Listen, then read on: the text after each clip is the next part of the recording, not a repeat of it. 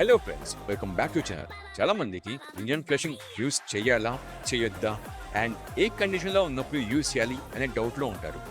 దానికి ముందు అసలు ఇంజన్ ఫ్లషింగ్ అంటే ఏంటో చూద్దాం. ఇంజన్ ఫ్లషింగ్స్లో హెవీ సాల్వెంట్స్ ఉంటాయి.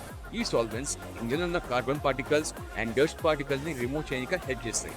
మీరు time to time service maintain చేయకపోయినా అక్కడ కార్బన్ ఫామ్ అవడం జరుగుతుంది.